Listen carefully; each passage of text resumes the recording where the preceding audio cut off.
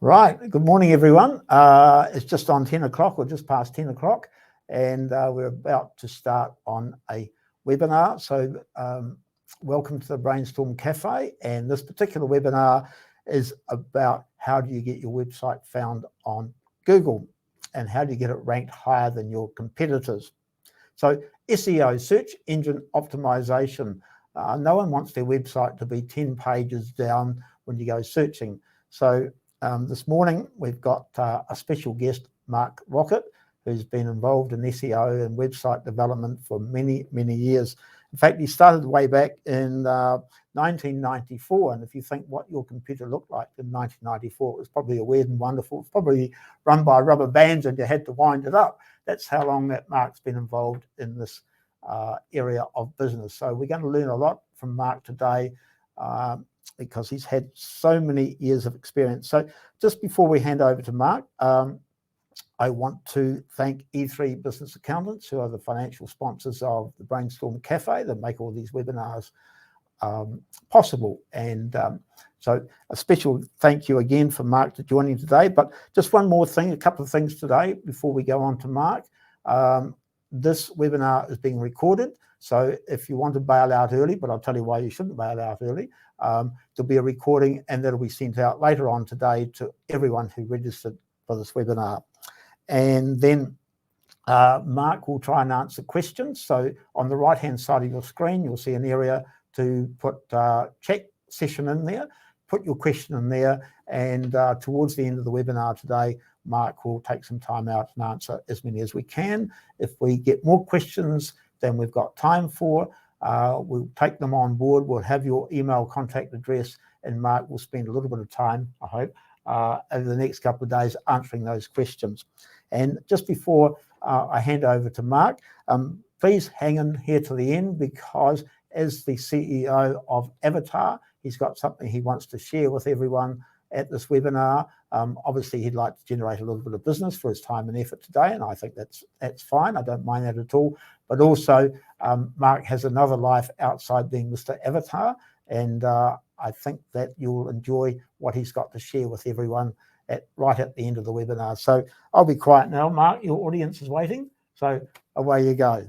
Thanks, Jeremy. Great to be here today. So I'm going to talk through 6 quick tips that get rapid SEO results. I'll go a little bit broader into the sort of search engine optimization, web marketing kind of area. So yeah, as I started in 1994, which was a pivotal year for many reasons. I don't know if you remember the Comet Shoemaker Levy crashed into Jupiter, which was big news at the time. The Christchurch Casino opened. And yeah, there was that terrible Wet, Wet, Wet song of the remake of Love Is All Around, and that shot to #1. You were probably dancing to that in the disco. I'm going to have to play that, not during the webinar, but I'm going to look that up later. Oh, it's a terrible song, don't bother. Oh. And yeah, all of our philosophical meaning of life answers were given when we found out that life is like a box of chocolates. You got it. Yeah, I got it, yeah. So yeah, with all that inspiration to draw upon, I learnt a huge amount in those early days of the internet. And then in 1998, I started up a few internet companies, one which is Avatar, which is one of the first search engine optimization companies in New Zealand, and also a second company called New Zealand Tourism Online. And we grew New Zealand Tourism Online to be the #1 commercial tourism directory in New Zealand. And we won 5 New Zealand Tourism Awards. We're in the Fast 50 moving companies 3 years in a row. And that was all sort of based on our kind of web marketing and search engine stuff. And Telecom Yellow Pages bought the company in 2006. And over the years, Avatar has been working with hundreds of clients in many diverse industries. So our specialty has always been around that search engine optimization area. So yeah, marketing's been around for a long, long time. And you know, I guess I've always been intrigued by search engine optimization, that it doesn't get as much kind of credit for the power and influence that it actually does have in the online world. So yeah, it's good to have an opportunity to talk a bit about it. So we'll go for our first tip, and we're just going to do some quick fire things just to make it easily accessible, digestible. So yeah, the first one is just to think about your client's online journey. So you've got that awareness stage, when people might be starting to look for general information. So if you use an example like water chlorination. People might be typing in water chlorination issues and just trying to find out, general information about that topic. So if you had a website about this, you'd probably want to just put up some good information about the problem and what options are available. And then they often go into the consideration stage. So they might be thinking, okay, what can I do about this? So they might type in water filtering options. There could be a range of things that, it could be that they're looking to go to Briscoe's to get a water jug, or they could be thinking about calling their plumber to get some sort of water filtration thing in there. There could be that sort of phase where they're just sort of considering what options to go for. And then, the third sort of stage would be that decision stage. And they said, okay, I want to get a plumber, or I want to buy a water jug. And then you've got to think about, the types of content that you want to be putting on your website for that. So, just breaking it up into those three phases can elicit different keywords and different content that you might want to be putting together for your website. And, the day, people don't care about you, they care about fixing a problem.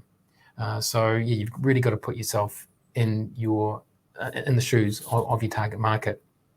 So there's a few sort of common mistakes that people make where they might just make one page for everything, but you might actually want to sort of break up your content a lot more. And also some people, people are in that awareness stage, and then they're getting a hard sell on buying the water jug when they're not quite ready for that yet. They might be, just trying to find out more information about the general topic. So you got to sort of be a bit aware of not coming in too early. And also, conversely, if someone is looking for a wine and you've got a Pinot Gris, people might be looking for a red wine, and they're never going to be looking for your wine anyway. So you've just got to be aware not to be too generic, because you're just going to get a whole lot of traffic to your website that isn't really going to be that useful. So does that sort of make sense? Yes, it does. Yep. I guess coming up to the next kind of tip is optimize each page for a keyword. And the way I kind of like to look at it is each page in your website, especially the kind of content pages, think about what keyword you want to be targeting. So if we're looking at optimization, these three key areas are how we kind of break SEO down into, is optimization, authority, and technical are the three sort of main areas we look at. So if we think about optimization, think about those keywords that you want to be targeting. Many people build their website content just from an internal perspective. So they might think, I want a staff page and a basic services page. But actually, again, think about what people are actually looking for. They could be, for you, could be looking for certain types of tax advice or certain types of accountancy information, and, try and answer their questions more about just trying to put up a company brochure. You've got to think more about what's the sort of content that people are looking for. So I can pop in a question here. Keywords. Now, are keywords single words, or are they groups of words? When I say keyword, I sort of include keyword term. And generally, most people put in 2, 3, 4 words so they will type in Christchurch accountants or web design Christchurch or something like that. So generally, when I say keywords, I would mean a term. Right. Okay. Yeah. Under the optimization, think about structure of your content as well. So it's like having a healthy skeleton of your website. So you might have a frequently asked questions area, which has a whole lot of really good content in there. It could have some newsletter content, some tips and advice and blog posts, all that kind of stuff. So think about, making sure you've got plenty of room in the structure to have good content. But something to really think about is having some rich pillar content. So what I mean by that is like developing flagship content. So it could be what you do is put some extra effort into developing something that's really useful. And we'll touch on that a little bit more soon as well. The other side of things is authority. So really Google looks at other people linking to your website as a real determinant of how popular the content on your website is. So you really want to get other websites linking to your website. It's kind of like a vote of confidence in your website. So it gives you kudos. Thinking about ways of trying to get people to link to you is really important. So just going back as an example, the water chlorination advert, who would you get to link to that? What when you say a backlink, do you mean the City Council 3 Waters or? Yeah. Right. Yeah, so it could be that you might do a really compelling blog post or some really good content that hasn't been sort of pulled together before, and then you can sort of promote that on social media, and maybe some people might link to it because it is such a useful resource that isn't around. And we're going to again touch a little bit more on that soon. Right. So you might write something on fluoridation as well as chlorination, because you know about water and you know about the impact on the body and what's healthy and what's not healthy. Exactly. Right. Yeah. So it's something informative. It's not just a hard sell. It's actually you're trying to pull together some research and look at things in a slightly different way. It could be some international stuff that you pull through. What's happened in other cities, that that kind of thing, and give people a different perspective that they might want to share with other people. Right.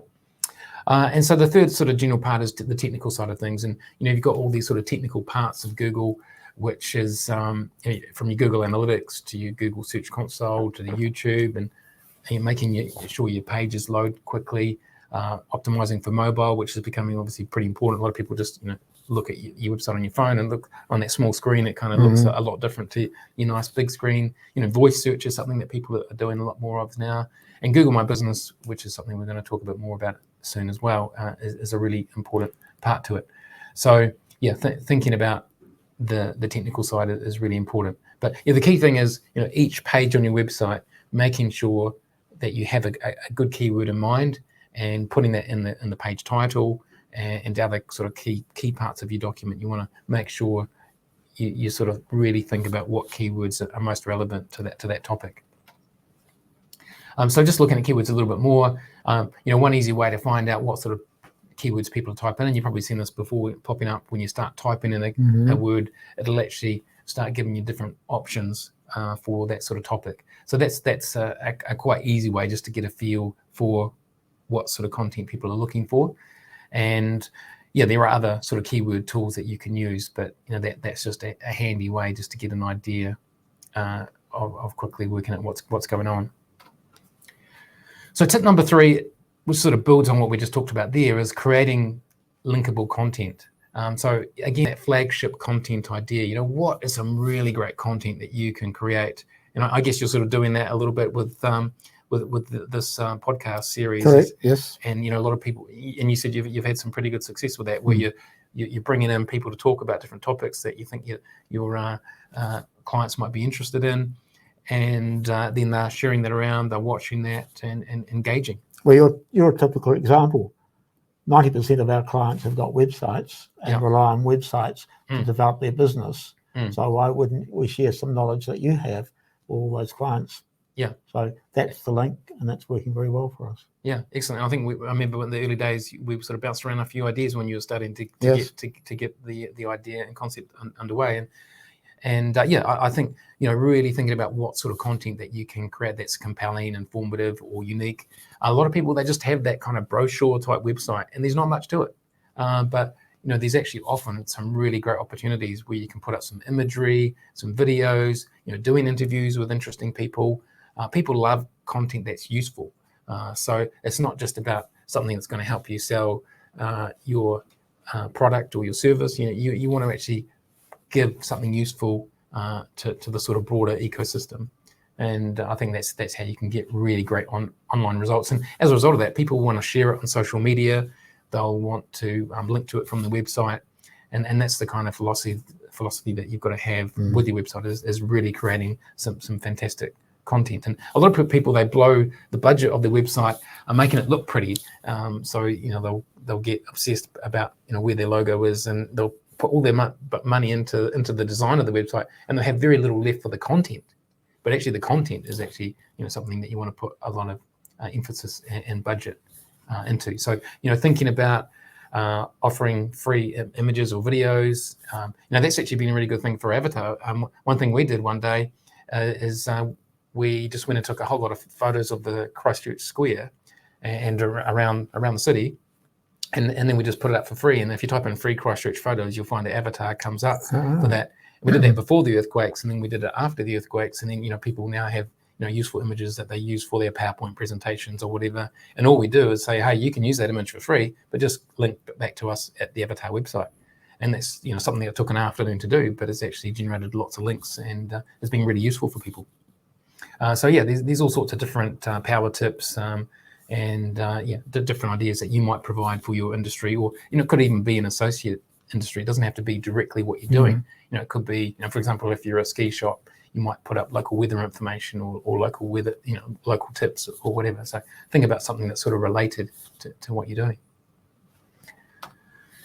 Next one I want to talk about is just getting Google reviews, and this is something that's really important when people type in your business name, or you come up in Google Maps when they type in your address type stuff.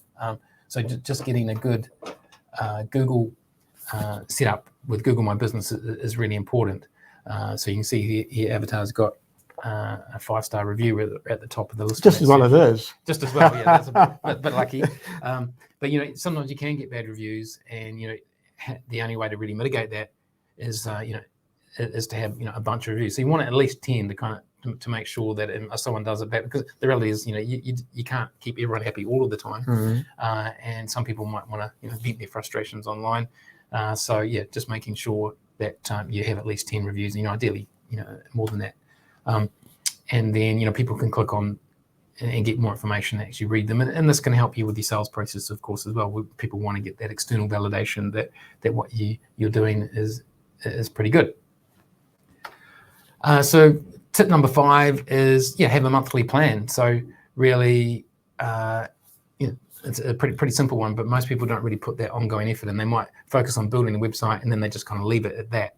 But kind of like what you're doing, you're putting out regular content every month or two, and just committing to having an ongoing plan where you've got really good content that's going out. So I think that's so important. It's very easy to have a website and let it go stale. And you go back and have a look at it and you think, I haven't updated that since 2020. That's 12 months ago since I last put a blog up. And I think we're all a little bit guilty of that. So having a plan and having it in your calendar to remind you fresh information, fresh blog, fresh data. Exactly. Keep adding content, keep adding links, and also it's good to kind of review your competitors and see what's going on. So that takes us to the next tip, which is about making a compelling offer. So once you get people to your website, and again, we're sort of moving away from SEO and moving a little bit into the web marketing area here, but basically once you get people to your website, it's actually quite hard to get them to take action. So you've really got to go all out and think, what can I do? Whether it is 50% a service, or obviously a lot of people offer a free chat consultation. What can you do to add a bit of a carrot to make it even more compelling? Look at your competitors, see what they're offering, and maybe there's something that you can do that's a little bit more. Maybe there's a report or some sort of value-added resource that you can offer. Maybe if they get this, then you can give them an upgrade on something else. Free delivery. When you're buying stuff online, that free delivery is always a good one, isn't it? If you can build that into your margins, that's great. Or it could be a discount voucher for another business. So it could be you're doing accountancy, but you might be able to offer some discounts on a few other kind of associate services. Someone from you. Yeah, it could be. Right. We'll think about that later on in the webinar here. Legal services or whatever. So trying to, you might be working with some partner companies. Already. So and that doesn't cost you anything, but you've gone to that effort just to make it a bit more compelling. So basically on your website, on all your key pages, you do want to make sure that you've got a really strong call to action, a really strong offer, and that's something that a lot of websites don't have. So so that we're kind of walking the talk here. I mean, what we're prepared to do at Avatar is offer a free 20-minute online consultation. So if you are interested in that, you can get in touch with me, Mark at Avatar. And also, if you do sign up for one of our services for at least 3 months, then you get the 3rd month for free. So that's just the kind of thing that I'm talking about that you might want to offer, just to get people to pick up the phone and get in touch with you. Drop you an email. So to do that, they go to mark@avatar.co.nz. Yep, just drop me an email. Right. Okay. And if you've missed that, just put your name into the chat area, and Mark will contact you later. So the 20-minute online consultation. I know that's an offer, but just talk that through. So as an advisor or a consultant, and I've got a website, when we're talking online, do you look at the website and make some comments of the things that we're doing well and the things that we need to improve? Yeah, so as part of our online consultation, we want everyone just to go away, at least have some good ideas that they can implement themselves, or they can talk to their web designer about. So yeah, we'll have a look at it and give them some suggestions about some of the things they can do. Yeah, and oftentimes people will say, hey, we want you to help with that. Other times they say, okay, I'll take that to my web designer and they'll go off and get that. But we're quite happy just to add value and give some tips. Okay, all right. Yeah. So your second life. We'll just are you going to do that? Sorry. Just a bit of a recap, and I thought this would be a good chance to answer any questions that people have got about things. So, yeah, essentially, those are the tips where you got to understand that journey, optimize each page for a keyword, think about that linkable content, get those reviews, have a monthly plan, and make a compelling offer. So, those are 6 quick things that you can do. Some of them can take a little bit more time, but there's 6 quick things you can think about, and some of them, even the more tricky ones don't have to actually take that long.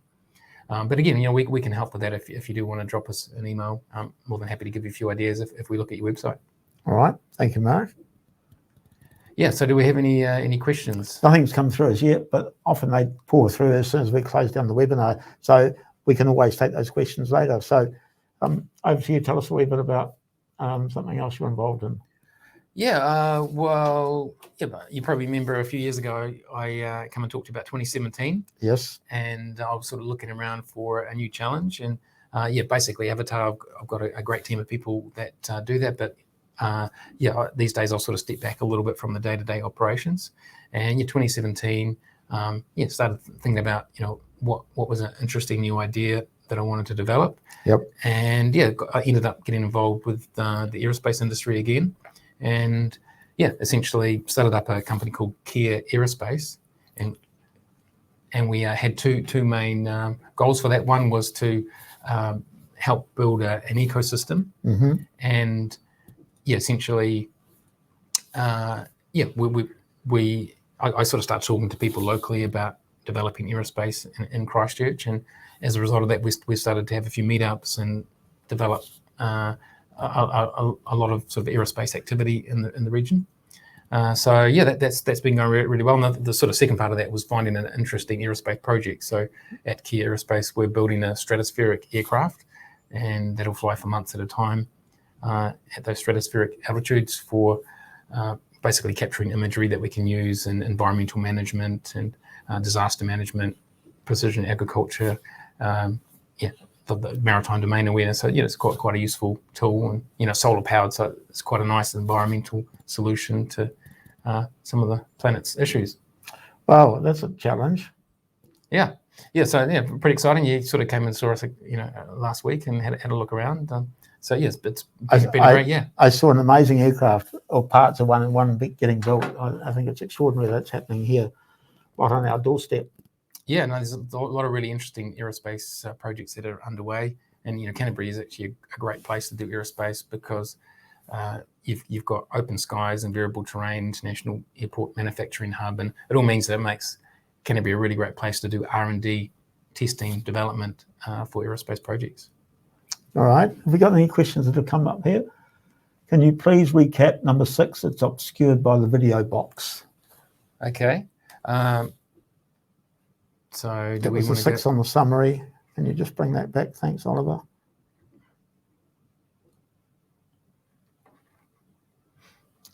Make a compelling offer. Yeah, actually, if we go back to number 6. Yeah.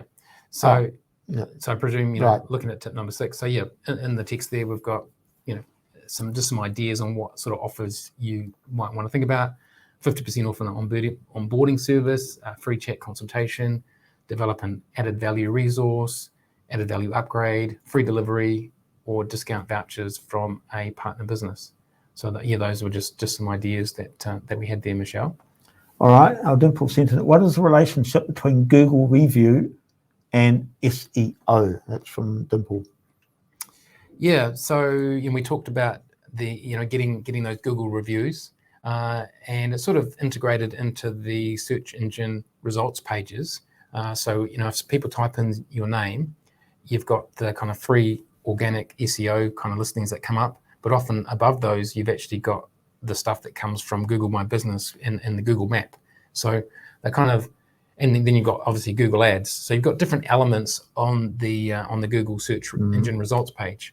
And so Google likes to put its ads up the top, of course, because it's it's trying to encourage you to buy those premium places at the top, and then it'll often have a map or could have those Google My Business listings there, and then underneath that you've got 10 organic search engine results. So yeah, basically they work a little bit together, but as far as, I mean, Google says that it likes to keep the ads and things separate from not influencing the search engine optimization results, but the reality is, yeah, you want to have the best Google My Business listing that you have, and it's all free. Getting those reviews means that you're probably going to get more clicks. So you might have people clicking on your review thing, and you might be appearing on the organic underneath as well. That means that you get seen twice, and if they do see a good 5-star listing, then they're more likely to be clicking on you as opposed to your competitors. Any tips on how to get reviews from your clients or your customers? Yeah, ask them. Right. Yeah. So you might have had a good client that they said, often, we do a good service and they go, oh, thanks so much, really pleased with the results that we got. And you say, oh, thank you for that feedback. By the way, can you just jump in and add a link, add a review to our page, and you can just send them a link to that Google page where your review, write a review listing is. So, yeah. Nothing beats asking. Yeah, exactly. Saying please. Yeah.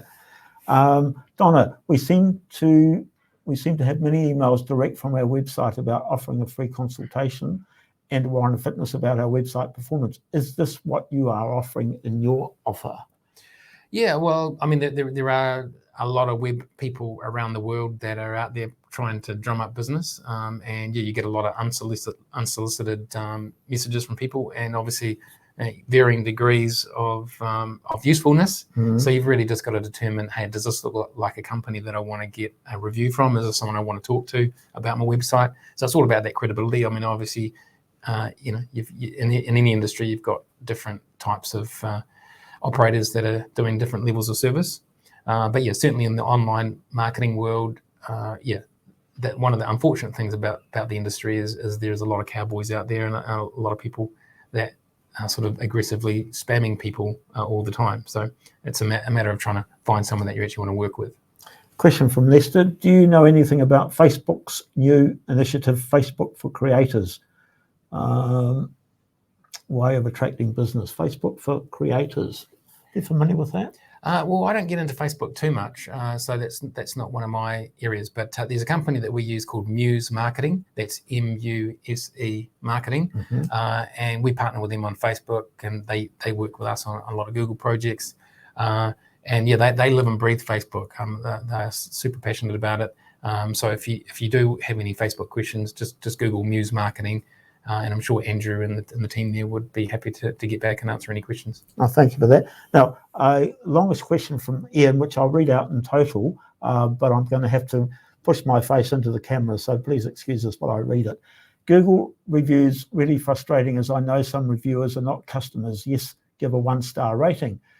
Give a 1-star rating. You can see they are pretty much driven along the road and given everyone they pass a poor rating. I prefer TripAdvisor. It is more credible.